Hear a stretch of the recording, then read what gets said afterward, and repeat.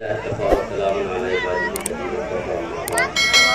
قال الله تبارك وتعالى يا أيها الذين آمنوا اتقوا الله حق تقاته ولا تموتن إلا وأنتم مسلمون سبحان ربك رب العزة عما يصفون وسلام على المرسلين والحمد لله رب العالمين اللهم صل على سيدنا محمد وعلى آل سيدنا محمد وسلم ماشاء اللہ طلباء کا تو بہت ہی رنگا رنگ یہاں پر آپ لوگوں کو پروگرام دیکھنے کو سننے کو بھی ملا اور بہترین ایک تعلیمی مظاہرہ بھی تھا. طلباء اور طلباء کے استاد ان کی خوب محنتیں سامنے آئیں. اللہ تعالیٰ مزید ترقی عطا فرمائے, اللہ قبول فرمائے. اور اسی طرح حضرت مولانا کا خطاب و بیان بھی ہوا. ماشاءاللہ مولانا کا بیان تو ہم تقریباً 30-35 سال سے سن رہے ہیں. دن بدن ترقی ہی پر ہے, اگرچہ کہ مولانا کی حالت ترقی نہیں پائی لیکن مولانا کے بیانات نے بہت ترقی کی.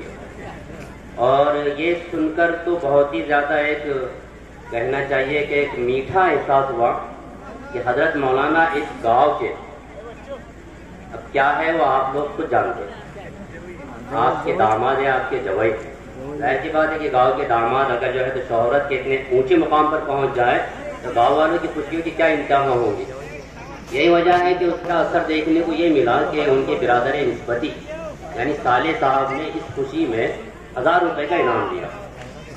اگرچہ کہ ایک بہت بڑا تحفہ مولانا کی خدمت میں برسوں پہلے وہ پیش کر چکے.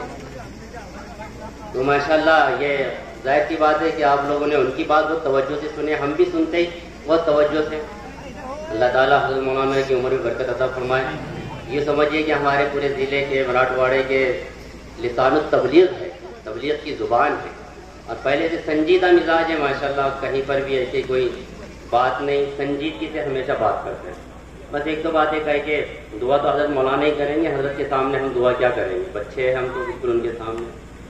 اتنی ایک گزارش ہے بس کہ ہم لوگ جو سب سے زیادہ پریشان ہیں آج گناہوں کی وجہ سے پریشان ہیں. بہت بیانات ہوتے, بہت تقریریں, بہت جلسے, بہت اجتماعات, ہم دعوت و تبلیغ میں بھی خوب نکلتے اور نہ جانے دین کی کون کون سی ایسی فیلڈ ہے جس کو ہم نہیں چھوڑتے. رمضان مبارک میں مسجدیں بھری ہوئی ہوتی ہیں تراویح نمازوں سے, روزے داروں سے, دعاؤں کا بھی خوب اہتمام ہوتا, تہجد بھی ہوتا, لمبے لمبے دن ہوتے گرمیوں کے لیکن اس میں بھی ہم روزے رکھتے اور خوب روتے دھوتے. اجتماعات میں سے بھی آتے تو آخری دعا ہوتی, ہمارے جو ہے تو ہمارے کلیجے پھٹ جاتے ہیں دعاؤں. اور بہت سے لوگ تو صرف دعاؤں میں شرکت کے لیے ہی حاضر ہوتے. لیکن کیا بات ہے کہ گناہوں سے گناہ ہمارا پیچھا نہیں چھوڑتے اور ہم بھی گناہوں کو چھوڑنے کی کوشش بھی نہیں کرتے. نیکی بہت عام ہو گئی اور نیکی آسان بھی ہے.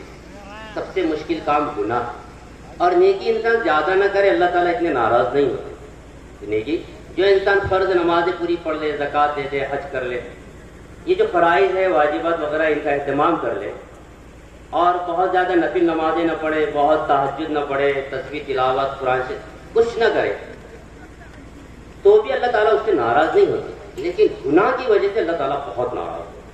اور گناہ ایک ایسی چیز ہے کہ جو انسان زندگی کے ہر مرحلے میں کسی بھی موڑ پر کرتا. عمر کا کچھ خاص معاملہ نہیں ہے, کسی بھی عمر. آج کے زمانے میں بطور خاص یہاں پر نوجوان بہت زیادہ ہے. موبائل کے گناہ, خطرناک موبائل کے گناہ, اس میں حرکت و ناقص, دیندار بے دین, بچہ جوان بوڑھا, مرد عورت, ہر ایک ملوث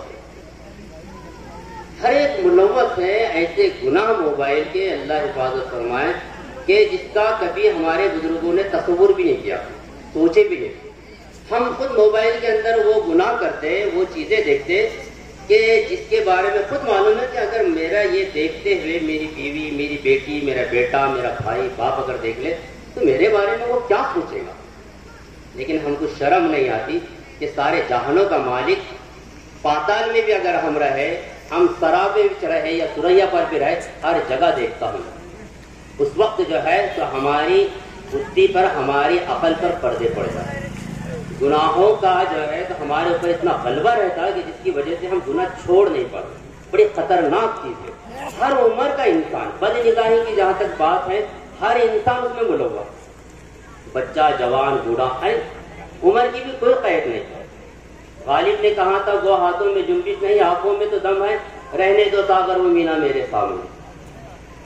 یعنی ہاتھ میں جنبش نہیں آنکھوں میں تو دم ہے، رہنے دو. حال یہ ہے کہ ہر کس و ناکس جو ہے تو گناہوں کے دلدل میں پھنسا ہوا ہے. ہماری اسی لیے جو ہے نہ دعائیں کام آ رہی ہم کو، نہ ہمارے عبادتیں ہمارے کچھ کام آ رہی، کوئی چیز ہماری کام نہیں. مسجدیں بنی ہوئی ہیں، وہاں پر دیکھیے مطاف بنے ہوئے ہیں بیت اللہ شریف میں، صدقہ خیرات خوب ہو رہے، مدرسے خوب بن رہے، مسجدیں خوب تعمیر ہو رہی، لیکن گناہ کا گراف بڑھتے ہی چلے جا رہے. گناہ سب سے بری چیز ہے، اور یہ گناہ ایسی چیز ہے جو انسان کے بہت سارے کاموں کا ستیاناش ہے.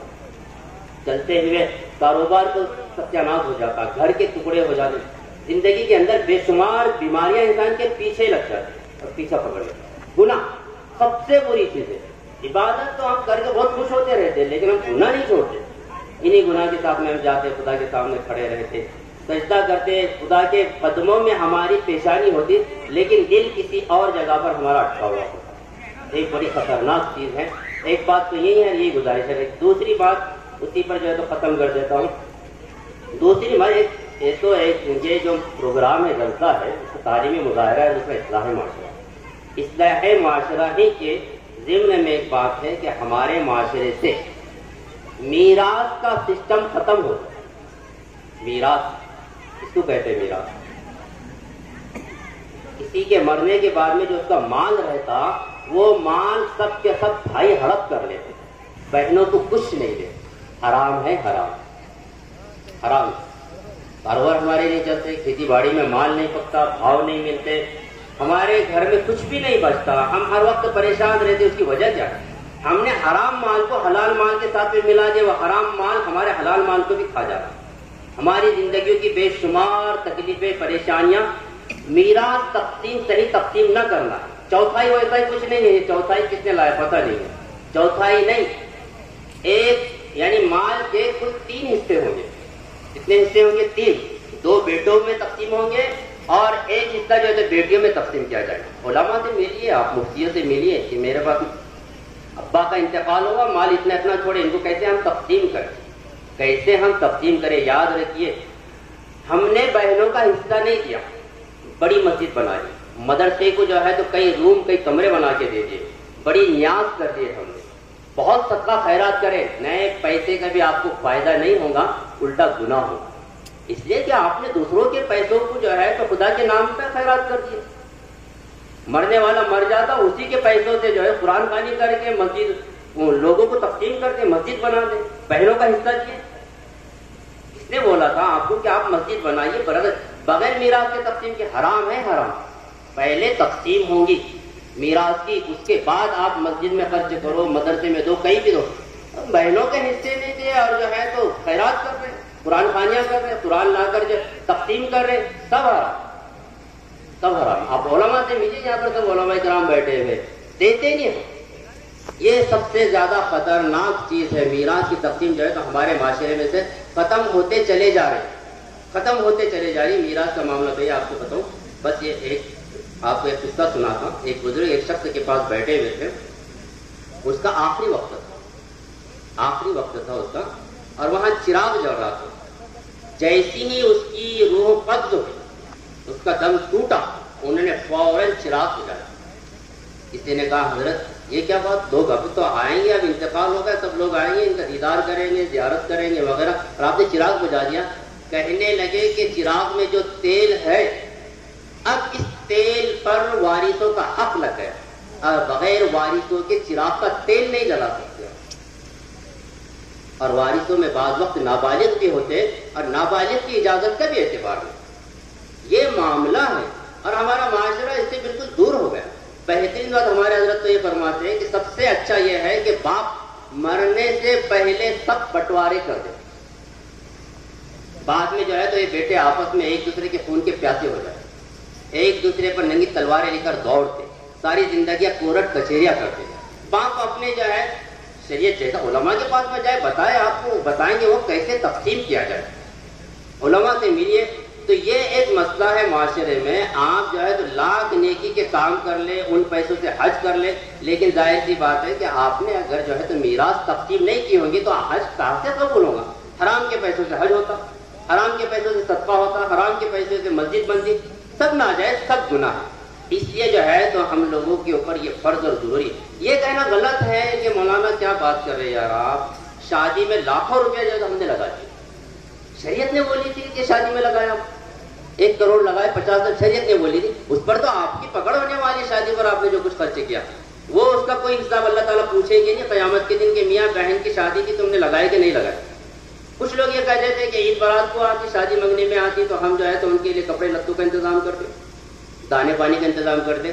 کوئی ضروری نہیں، آپ کو کرنا ہے، آپ کا اخلاقی فرض ہے۔ میراث ضروری ہے، ضروری میراث یہ ادا کرنا ہمارے اوپر فرض ہے۔ بہت دین کے دعوے دار بھی میراث کے سلسلے میں فیل ہو اور میراث نہیں ادا کرتے، تو اس سلسلے میں جو ہے تو بس آپ آج سے یہ طے کریں، یقین مانیے کہ مرنے کے بعد میں بہت خطرناک معاملہ ہوگا حقوق العباد کے طرف سے۔ میراث کا معاملہ بہت خطرناک معاملہ ہے۔ ہمارے معاشرے میں سے سنتیں تو مردہ بے شمار ہے، لیکن فرائض کا معاملہ ہے، میراث کی تقسیم فرض عین ہے۔ اگر یہ خود مردہ ہو گیا، اچھے تو چاہتے ہوئے بہت دکھتا نا، 20-25 ایکڑ زمین ہے، فرض کریے تانڈا ہے ماشاءاللہ، چاروں طرف سے پانی ہے، یہ وہ ٹھنڈا ونڈا، ابا حضور نے جائے تو 20 ایکڑ زمین چھوڑے، 5 بھائی ہے یا 4 بھائی ہیں، 4 بھائیوں نے آپس میں تقسیم کر لیا، ظاہر سی بات ہے 2-3 بہنیں ہیں، کتنا ان کو دیں گے اور کتنا رکھیں گے اور کچھ بھی نہیں بچتا، ایسا نہیں۔ اللہ پر بھروسہ رکھیے، اللہ پر یقین رکھیے۔